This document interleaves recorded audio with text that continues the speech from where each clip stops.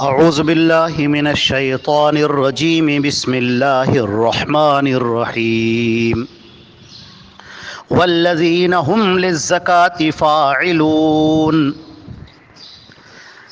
یہ سورہ مومنون کی آیت نمبر 4 ہے اور ترجمہ یہ ہے، اور وہ لوگ جو زکوٰۃ کی ادائیگی کرنے والے ہیں، زکوٰۃ کو ادا کرنے والے ہیں۔ حضرات گرامی، یہاں پر مومنین کی صفات بیان ہو رہی ہیں جو بڑی اہم صفات ہیں، اور یہ صفات جس مومن کے اندر بھی پائی جاتی ہیں، باقی اچھی صفات اس کے اندر آ جاتی ہیں، اور وہ اللہ کا نیک اور بہت ہی برگزیدہ اور قریب بندہ بن جاتا ہے، اور اللہ رب العزت اس سے بڑی محبت کرتے ہیں اور اس کے درجات کو بلند کرتے ہیں۔ تو جن صفات کا تذکرہ ہو رہا تھا، جو یہاں پر 6 صفات جن کا تذکرہ کیا گیا ہے، اور اب یہ جو صفت ہے ہمارے سامنے، وہ تیسری صفت بیان کی جا رہی ہے۔ وہ یہ ہے کہ یہ زکوٰۃ کی ادائیگی کرنے والے ہیں، زکوٰۃ کو دینے والے ہیں۔ زکوٰۃ کے لغوی معنی، جو اس کے اصل معنی ہیں، اس کے معنی آتے ہیں پاکیزگی کے اور اضافے کے، یعنی اس میں بڑھوتری ہو جائے، اضافہ ہو جائے، تھوڑا تھا وہ زیادہ ہو جائے، تو یہ زکوٰۃ کے معنی میں داخل ہے۔ اب اس سے آپ یہ سمجھ سکتے ہیں کہ جو شخص اپنی زکوٰۃ کی ادائیگی کرتا ہے اور زکوٰۃ کو نکالتا ہے اس کے شرائط کے ساتھ، تو اس کے مال میں اضافہ ہوتا رہتا ہے، برکت ہوتی رہتی ہے، اور اللہ رب العزت اس طرح سے اس کے مال میں برکت ڈال دیتا ہے کہ وہ تھوڑا مال اس کے لیے بہت زیادہ بن جاتا ہے۔ اور اگر کوئی زکوٰۃ کی ادائیگی نہیں کرتا ہے تو اس کے لیے بڑی وعیدیں ہیں، اور ایک دنیاوی معاملہ اس کے لیے تو یہ ہے کہ اس کی زکوٰۃ جو ہے اس کے اندر برکت اٹھا لی جاتی ہے، یہ برکت باقی نہیں رہتی، اور اللہ کی ناراضگی ہوتی ہے اس کے اوپر۔ اللہ نے جو چیز اس کے اوپر لازم کی ہے، فرض کی ہے، وہ اس سے بھاگ رہا ہے اور اس کو ادا نہیں کر رہا ہے۔ حدیث شریف کے اندر آتا ہے، جو متفق علیہ روایت ہے، یعنی بخاری اور مسلم دونوں کی روایت ہے، نبی کریم صلی اللہ علیہ وسلم نے فرمایا کہ اسلام کی بنیاد 5 چیزوں پر ہے: شہادت ان لا الہ الا اللہ وان محمد رسول اللہ۔ ایک تو یہ کہ گواہی دینا کہ اللہ کے علاوہ کوئی معبود نہیں ہے حقیقی سچا، اور دوسرا یہ کہ محمد صلی اللہ علیہ وسلم اللہ کے رسول ہیں۔ وَإِقَامِ الصَّلَاةِ وَإِيتَاءِ الزَّكَاةِ وَالْحَجِّ وَصَوْمِ رمضان۔ نماز کی ادائیگی کرنا، نماز کو قائم کرنا، زکوٰۃ کی ادائیگی کرنا، حج ادا کرنا، اور رمضان کے روزے رکھنا۔ تو یہ اسلام کی بنیادیں ہیں، پلرز ہیں یہ اسلام کے، ان کے اوپر یہ اسلام ٹکا ہوا ہے۔ یہ 5 فرائض ہیں جو امت مسلمہ کو دیے گئے ہیں، اور ہرگز یہ جائز نہیں ہے کہ ان کے اندر کوتاہی کی جائے یا کسی طرح کی بھی غفلت برتی جائے اور اس طرف سے بالکل توجہ ہٹا لی جائے۔ یہ قطعاً روا نہیں ہے اور ایک مومن کے بالکل شان شان نہیں ہے۔ اللہ رب العزت نے سورہ توبہ کے اندر، اللہ اکبر، اتنی زکوٰۃ نہ دینے والوں کے لیے اس قدر اس کی سخت وعیدیں ارشاد فرمائی ہیں کہ اللہ کی پناہ، انسان خوف سے بالکل کانپ جائے، ڈر جائے۔ جہاں پر اللہ رب العزت نے فرمایا والذین یکنزون الذهب والفضہ، یہ سورہ توبہ کی آیت نمبر 34 اور 35، یعنی 34 اور 35 سورہ توبہ کی۔ وہ لوگ جو سونے اور چاندی کو جمع کر کے رکھتے ہیں اور اس کو اللہ کے راہ میں خرچہ نہیں کرتے، اے نبی تم ان کو دردناک عذاب کی بشارت سنا دو، جس روز جہنم کی آگ میں تپائے جائیں گے ان کے یہ مال، اور اس کے بعد ان کے پیشانی پر، ان کے پہلوؤں پر اور ان کی پیٹھوں پر اس سے داغا جائے گا، نشان لگایا جائے گا، اور یہ کہا جائے گا یہ ہے تمہارا خزانہ، یہ ہے تمہارا مال، تم مزہ چکھو اس کا جو تم جمع کر کے رکھتے تھے۔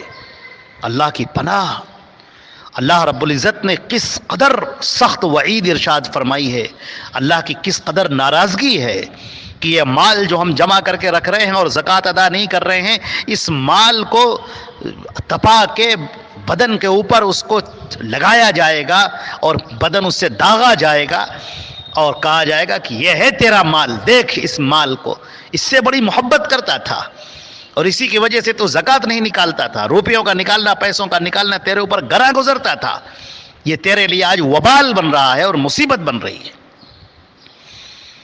اللہ اکبر، یہ انتہائی سخت بات ہے۔ اسی طرح صحیح بخاری کی ایک روایت ہے، نبی کریم صلی اللہ علیہ وسلم نے فرمایا کہ من آتاہ اللہ مالا، اللہ نے جس کو مال دیا ہو فلم یؤدی زکاتہ، اور وہ اس کی زکوٰۃ نہ ادا کرتا ہو، تو اس کا مال قیامت کے دن ایک گنجا سانپ بنا دیا جائے گا۔ گنجا سانپ یعنی انتہائی زہریلا، اور بنا کر ان پر مسلط کر دیا جائے گا، جو انہیں مسلسل اپنے جبڑوں سے ڈستا رہے گا، کاٹتا رہے گا، اور کہے گا میں تیرا مال ہوں، تیرا خزانہ ہوں۔ اللہ رب العزت ہم سب کی حفاظت فرمائے۔ زکوٰۃ کی طرف بہت توجہ کرنے کی ضرورت ہے، اور اس میں کوتاہی بالکل جائز نہیں ہے، اور بہت ڈرنا چاہیے کہ یہ مال ہمارے لیے وبال بن جائے گا اگر اس کی زکوٰۃ نہ نکالی گئی۔ اللہ کی ناراضگی ہوگی، سزائیں ملیں گی، دردناک عذاب ہوگا۔ اللہ رب العزت ہم سب کو، سارے مسلمانوں کو اس سے محفوظ رکھے۔ اچھا، زکوٰۃ کہاں ادا کی جائے؟ زکوٰۃ کے مصارف سورہ توبہ کی آیت نمبر 60 میں 60 میں اللہ نے 8 قسم کے لوگوں کو زکوٰۃ کا مستحق قرار دیا ہے۔ نمبر 1، فقیر کو۔ فقیر کسے کہتے ہیں؟ جو محتاج ہو، ضرورت مند ہو، جس کے پاس نہ پیسہ ہو، نہ روپیہ ہو، نہ مال ہو، نہ گھر بار ہو، نہ کوئی کاروبار ہو، بیچارہ قلاش خستہ حال ہو، ایسا آدمی فقیر کہلاتا ہے، ایسے کو زکوٰۃ دی جائے گی۔ دوسرا، مسکین ہو۔ مسکین کسے کہتے ہیں؟ مسکین کہتے ہیں جس کے پاس مال تو ہے لیکن اس کی زندگی کی ضرورت کے لیے وہ کافی نہیں ہے، یا کاروبار تو ہے مگر اس سے جو آمدنی ہو رہی ہے، جو کاروبار سے وہ گھر کے اخراجات کے لیے ناکافی ہو رہی ہے، پوری نہیں ہو رہی ہے، ضروریات زندگی اس سے پوری نہیں ہو رہی ہیں، بیچارہ پریشان حال ہے، تو اس کو زکوٰۃ دی جا سکتی۔ تیسرا، عاملین زکوٰۃ، جو زکوٰۃ کی وصولی پر اور حساب کتاب کے ذمہ دار ہیں۔ اسی طرح تالیف قلب کے لیے، یعنی ایسا کوئی غیر مسلم شخص جس سے توقع ہے کہ یہ مسلمانوں کے ساتھ میں تعاون کرے گا، ہمارا ساتھ دے گا، اسلام کی طرف مائل ہوگا اور اسلام کو سمجھنے کی کوشش کر رہا ہے وغیرہ۔ اسی طریقے سے گردنیں آزاد کرنے کے لیے، یہ پہلے زمانے میں جو غلام ہوتے تھے اور ان کے لیے تھا یہ۔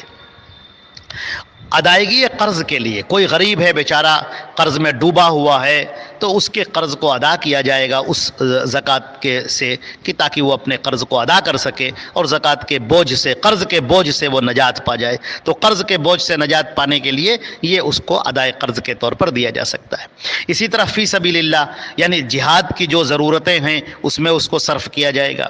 اسی طرح 8واں اس کا مصرف ہے مسافر۔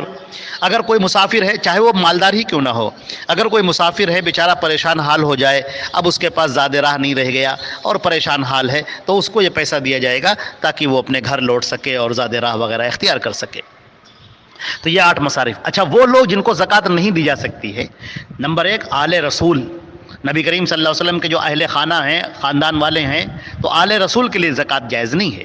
مسلمانوں کا یہ فرض ہے کہ ان کی مدد کریں، یہ ان کا فرض ہے، لازمی ہے ان کے اوپر، لیکن زکوٰۃ کے مال سے نہیں، صاف ستھرے اچھے مال سے، اپنی دیگر کمائی سے آل رسول کی مدد کریں اگر وہ پریشان حال ہیں۔ ایک مسلمان کے لیے بڑی شرمندہ ہونے کی بات ہے کہ آل رسول کا کوئی شخص جو نبی کریم صلی اللہ علیہ وسلم کے خاندان کا فرد ہے اور وہ بیچارہ پریشان حال ہے، تو مسلمانوں کو شرم آنی چاہیے اس کے اوپر، اور اس کی مدد کریں وہ، لیکن زکوٰۃ کے مال سے نہیں، اپنے صاف ستھرے، اپنے صاف پاک، صاف حلال کمائی سے، صحیح مال سے اس کی مدد کریں۔